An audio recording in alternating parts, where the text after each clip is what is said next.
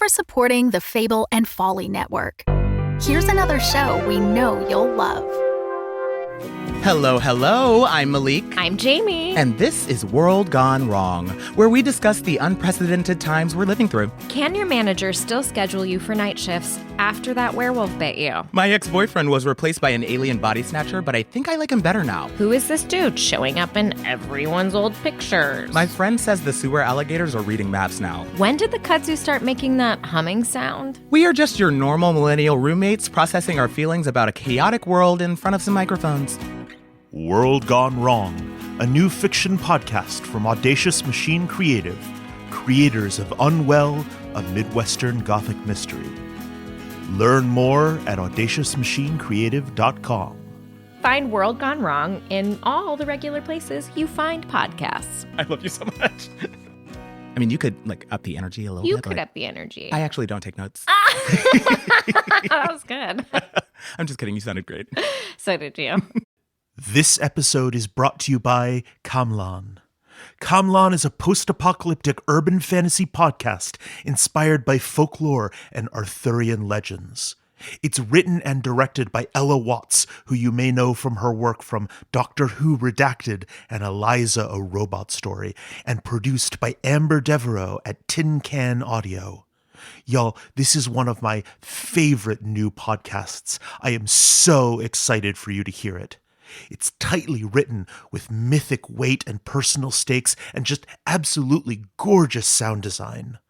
Go subscribe to Kamlan, that's Camlan, wherever you're listening to this, and stay tuned at the end of the episode for a trailer for the show.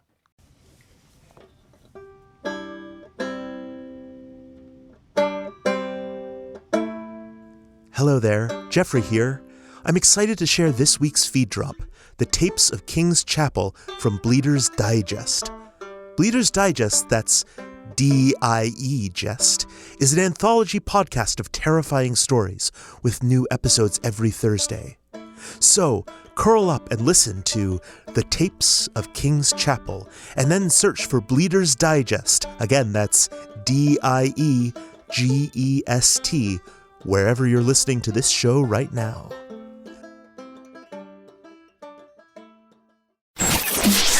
This is the Bloody Disgusting Podcast Network. The following contains mature subject matter, coarse language, intense situations, and is meant for an adult audience. Listener discretion is advised.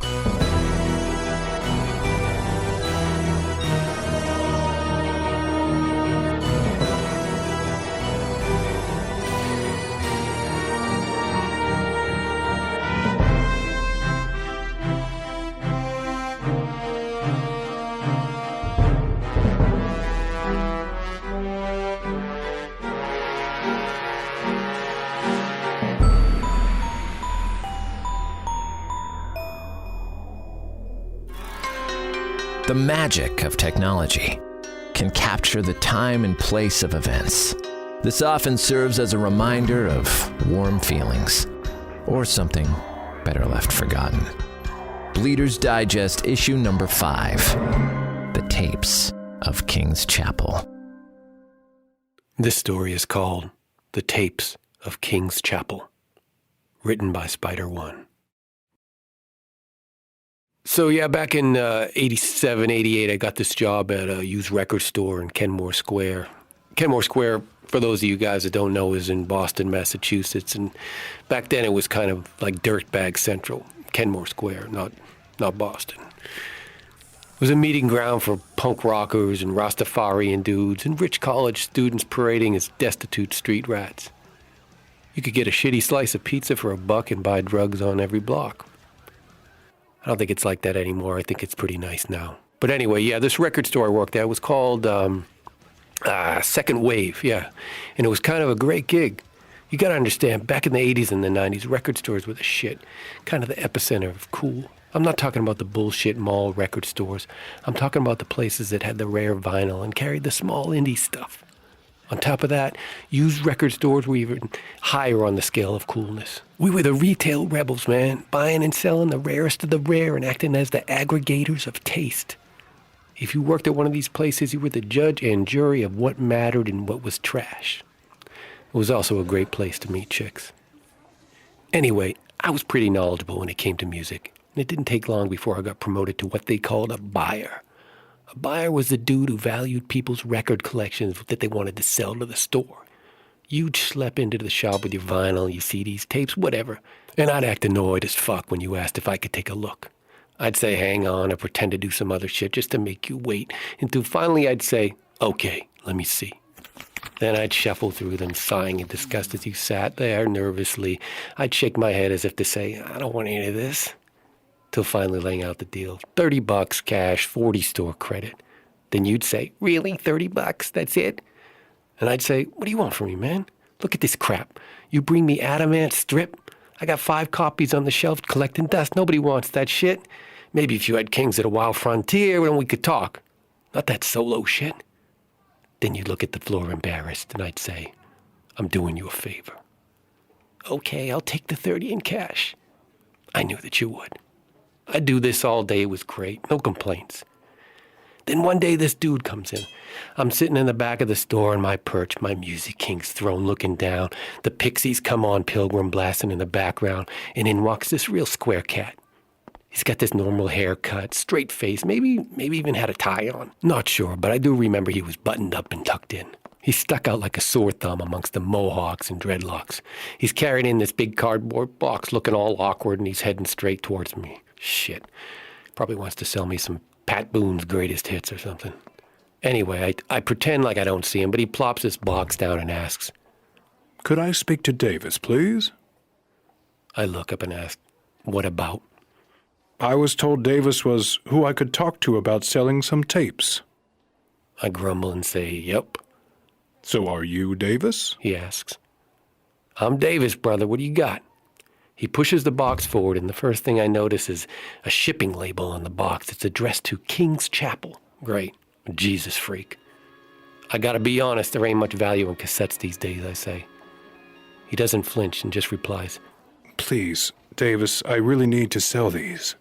I sigh and I roll my eyes and I open the box. I look inside and I see this pile of old-ass cassette tapes. They're not even like anything. Just low-quality blank tapes with handwritten labels. I just stare at this mess for a second before looking up at this dude. What's this? I ask. He says, Tapes? You do buy tapes, don't you? I laugh and I try to explain as nicely as I can because I'm a good guy. And honestly, I'm wondering if this cat has mental problems or something. I say, we buy music, like records and tapes with songs on them. I don't even know what this is. He looks at me and says, There may be some music on some of them. I just really would like to sell them. Yeah, well, we don't have a big demand for church music here, bro. This motherfucker wasn't getting it. But I wasn't going to sit around here all day trying to explain it. Honestly, I felt a little sorry for him. Look, I said, I'll personally give you $20 for the whole box. I can't resell this shit, but I guess I can use them for mixtapes or something. He just stared at me for a second and said nothing. Well, I said. Yes, that's wonderful. So I can just leave them with you now? Yeah, I just need some info from you. Name, phone number, stuff like that. Hang on. I turn around and I pulled out a receipt book from my desk and spun back. I couldn't have been turned around for more than a couple seconds, but when I looked back, he was gone. Like gone. Not in the store, not anywhere to be seen. Come to think of it, he didn't even take his $20. Whatever. I got back to work, and honestly, I didn't think about that box of tapes till later that night when I got home. I got back to my place around 8 p.m. that night. I had a little shitty one-bedroom in Jamaica Plains. Wasn't the best neighborhood, but hey, working in a used record shop didn't pay much. Anyway, I dropped the box of tapes on the coffee table, went to the fridge, and cracked a beer. I sat down, took another look at that address label. King's Chapel. Probably a bunch of choir music, I assumed, but as I peered in the box, I quickly realized this was something different. Some different shit. Inside the box there were about 30 or so cassette tapes. And they were all hand-labeled. Not song titles or anything, they just had names and dates on them. Let me tell you, these tapes were old. The first one I grabbed said, Anna, September 1973. 1973. I can't re-record over these things. They'll probably disintegrate if I just try to play them. But my curiosity got the best of me, and I popped the tape into my cassette deck. I pressed play. At first, I just heard a bunch of tape noise, hissing, popping. Then after a little while, a man's voice, he asked, "Is your name Anna?" Then a girl answered, a young girl. Yes. "Is there anyone else in there with you, Anna?" What the fuck is this shit? There was a long pause, and then she had answered back. Yes. "Can I speak to them?" this dude says. Then more silence. Then suddenly, she answers. But I swear to Christ, her voice was completely different this time. "No!" What the fuck? I shut the tape off so fast and fell back in my seat. This was some spooky shit. I looked around my room scared, expecting to see a fucking ghost or something. My heart was pounding out of my chest. I took a swig of the beer and I tried to calm myself down. I knew I shouldn't, man. But I had to. I swallowed hard and I pressed play on that tape deck. "It's very important that I speak with whoever is in there," the man said. "Can you at least tell me his name?" Then there was this fucked up noise. It sounded more like an animal than a person. Who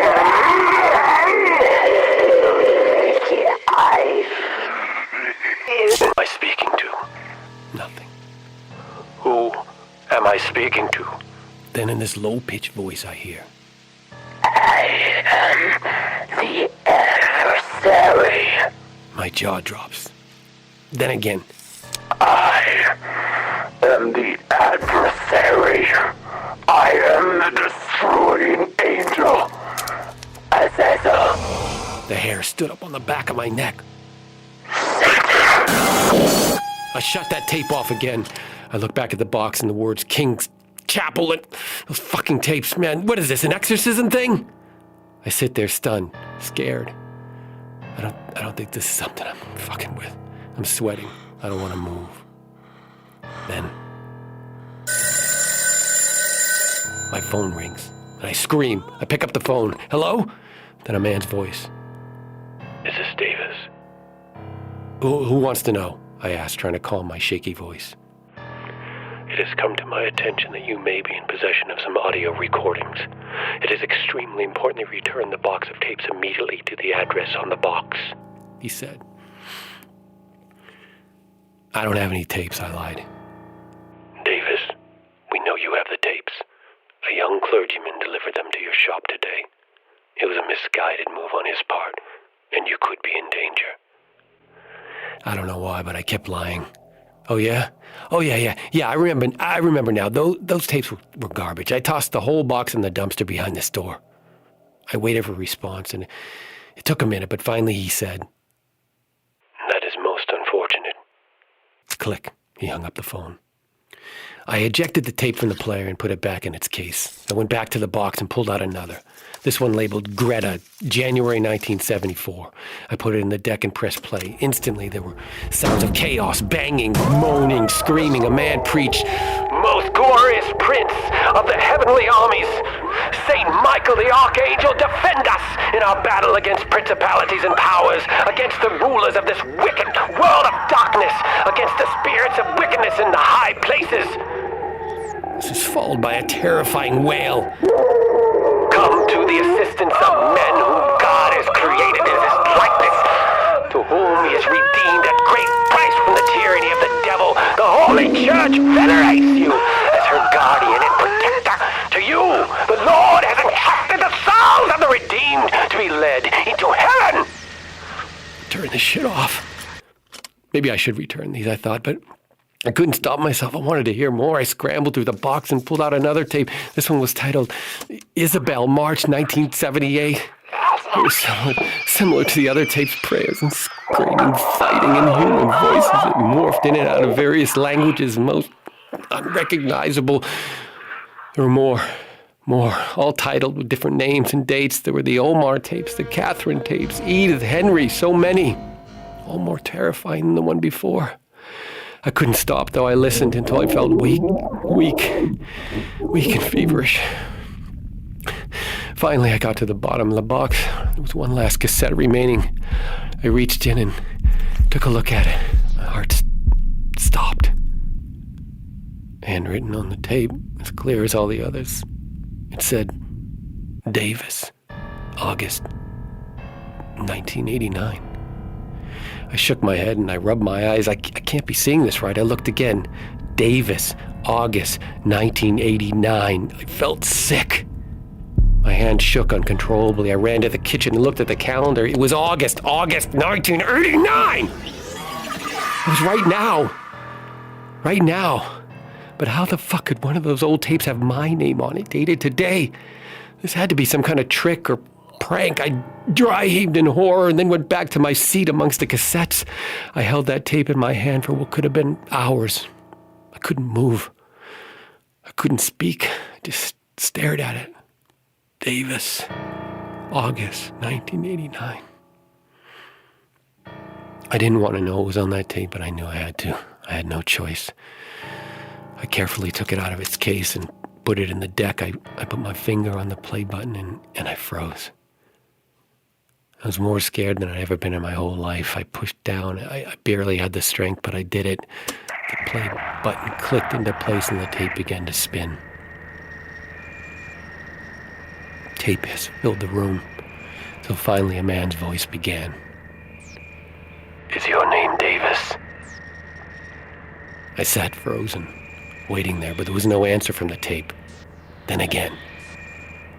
Is your name Davis? Again, silence. The tape just popped and hissed. Then I don't know why, or what I was thinking, but I answered the voice on the tape. Yes, I said.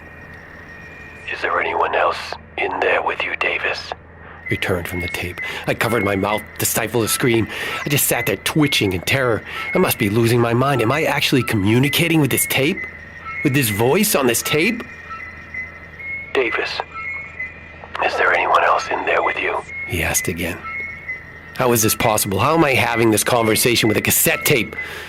I couldn't take it. I pressed stop on the player, but the button wouldn't budge. The tape just kept spinning and spinning. It's very important that I speak with whoever is in there, Davis. Who is in there with you? I was in a panic. I grabbed the box and scanned the address label for a phone number. Nothing! Shit! Phone book, phone book, phone book, phone book! I knew I had a phone book somewhere. I manically pulled open kitchen drawers and yes, there it was. I opened the book. I flipped the pages. Churches. Come on. There it was. King's Chapel. I looked down, and just as I was about to read the phone number, the entire phone book burst into flames. I screamed and backed away from the flaming book.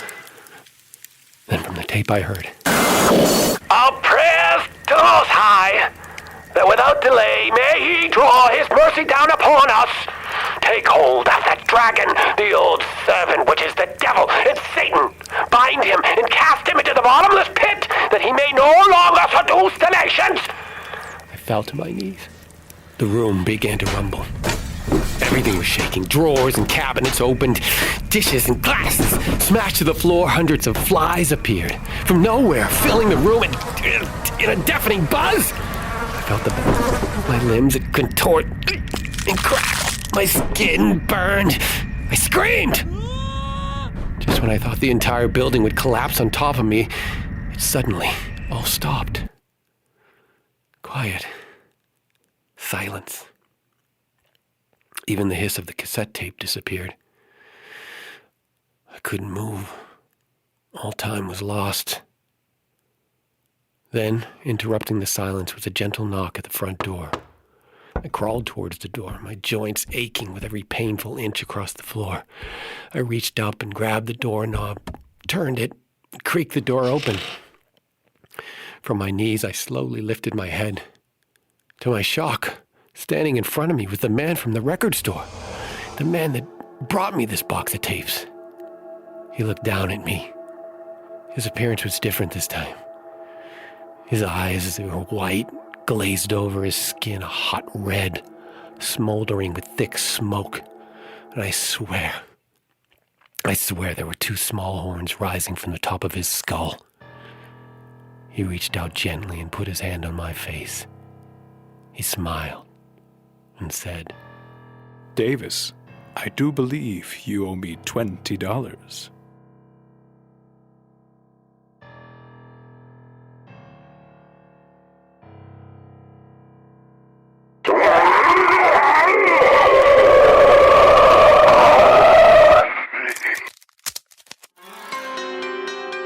The Tapes of King's Chapel, written by Spider One, featuring Spider-One as Davis and the priest, Tyler Connolly as the clergyman, Chrissy Fox as Anna and the possessed.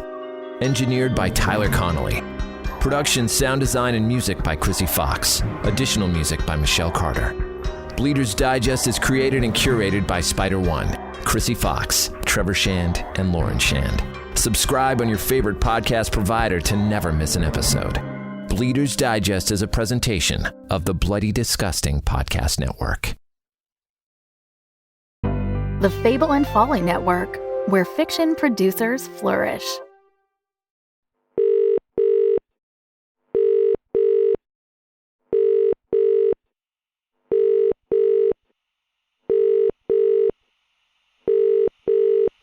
Please hold. Your call is very important to us, and we will get to it as quickly as we can. The cataclysm is frightening for everyone. Remember, in times like these, we need to stick together more than ever. If you need emergency assistance, please call 999.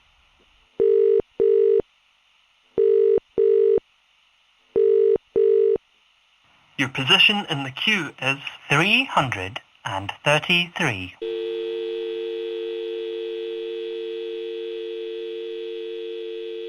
Hello, you've reached the Cataclysm Casualties Hotline. Can I take your name and date of birth? Peretti Green. Morgan Jones. Hugin Liu. Gwen Turner. Just call me Di. Okay, and who are you calling for today? My mum, Shan Thomas. She was in Aberystwyth. Matthew and Louise Turner. In Kirkwall, on Orkney. My father, Kai Liu. Ben Jones. I saw something on the news about a sea serpent. He's 15 years old. Anna and Sophie Green in Portsmouth. What's happening in Kowloon? Listen, is this real? I've been seeing news reports about dragons. Let me look that up for you. Where are you calling from today? Bristol. Bristol. Leicester. I'm so sorry. It looks like we haven't got anyone listed under that name on the database. This means they haven't been listed as a fatality. Call back tomorrow, and if you haven't heard anything from us or your loved one in 3 days, try the online form. I know this is scary, but it's okay. We're going to get through this. Together.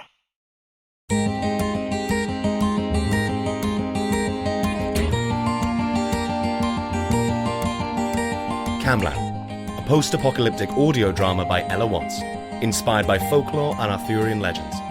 Coming January 2024. Produced by Tin Can Audio.